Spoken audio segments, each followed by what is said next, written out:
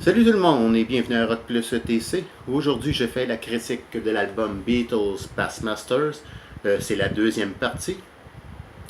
Bon, ça, c'est l'édition courante, l'édition d'aujourd'hui, disponible depuis 2009. Et ce qu'on retrouve là-dessus, c'est tous les singles des Beatles, tous les EP des Beatles, donc toutes les chansons, en gros, qui n'étaient pas parues sur les albums. Mais à l'origine, cet album-là était sorti sous forme de deux volumes, volume 1 et volume 2, que je vais vous montrer ici. Et comme j'ai une opinion différente pour ce qui est des deux disques de cette double compilation-là, ou une opinion différente pour ce qui est du volume 1 et du volume 2, c'est pourquoi j'ai décidé de faire cette vidéo-là en deux parties. Et donc, sur le volume 2, comme je disais, on retrouve toutes les chansons parues en singles ou en EP, disponibles entre 1965 et 1970.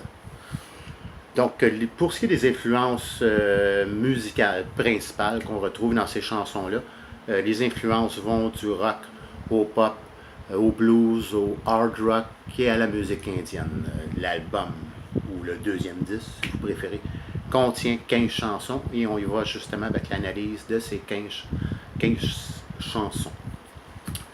Donc, l'album commence avec Day Tripper, qui est une très bonne chanson avec un riff de guitare très accrocheur. Et cette chanson-là fut la première chanson de rock des Beatles, même si ça paraît pas quand on écoute la chanson. C'est un classique. En ce qui me concerne, c'est une très bonne chanson et c'est un 10 sur 10. Chanson suivante qui est We Can Work It Out. Très belle chanson, j'aime beaucoup. J'aime tout de la chanson, la guitare, le piano ou l'orgue, si vous préférez. J'aime beaucoup aussi le pont, les harmonies vocales pour le pont. Life is very short and there's no time. C'est un 10 sur 10. Chanson suivante qui est Paperback Writer. Très bon riff de guitare, riff très accrocheur. J'aime beaucoup les harmonies vocales, très bonnes harmonies vocales dans cette chanson-là. J'aime les paroles, c'est un 10 sur 10. Chanson suivante, Rain. Rain, c'est la première chanson dans laquelle les Beatles utilisaient l'enregistrement à l'envers. À la toute fin de la chanson, on entend les paroles qui sont enregistrées à l'envers. J'aime le petit côté moqueur, humoristique un peu dans les paroles. J'adore la batterie aussi dans cette chanson-là, c'est un 10 sur 10. Chanson suivante qui est Lady Madonna, c'est une chanson de Paul. J'aime beaucoup la chanson dans son ensemble, la mélodie, la guitare, la basse, les paroles.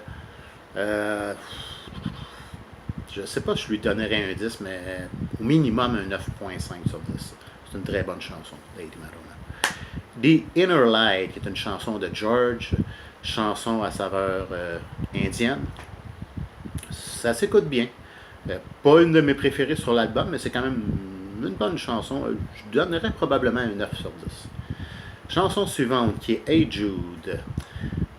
Bon, Hey Jude, c'est une chanson de Paul, d'abord, écrit pour Julian, le fils de John Lennon. Les paroles sont excellentes. Bonne mélodie. La chanson est quand même un classique. Personnellement, c'est une chanson que j'adorais dans le passé.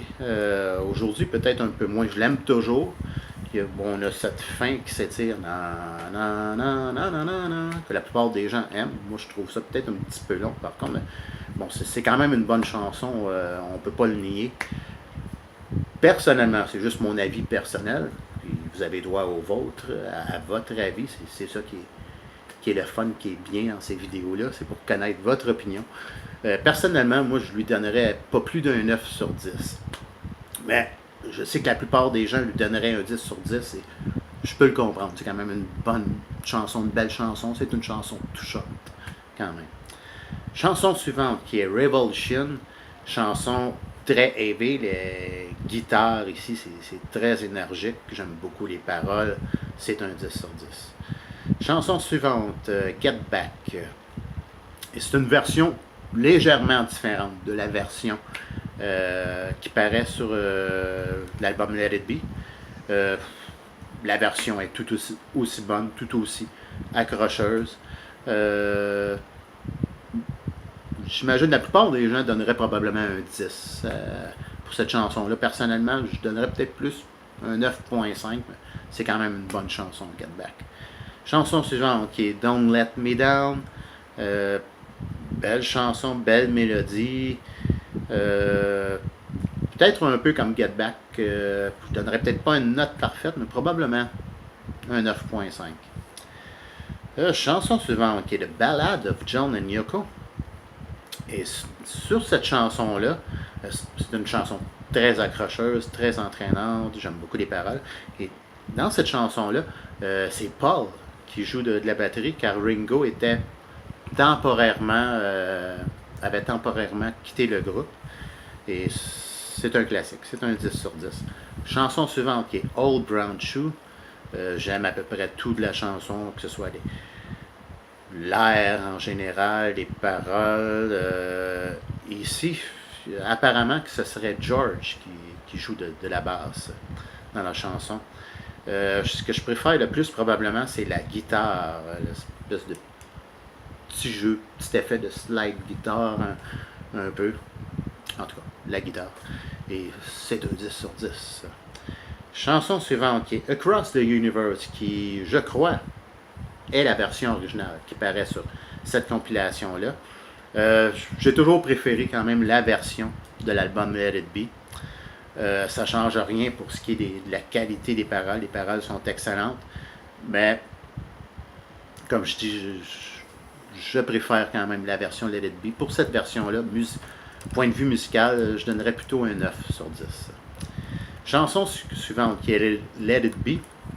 Encore une fois, légèrement différente comparativement à la version de l'album du même nom. La chanson quand même tout aussi bonne, point de vue parole, c'est la même chose. La mélodie, c'est un 10 sur 10.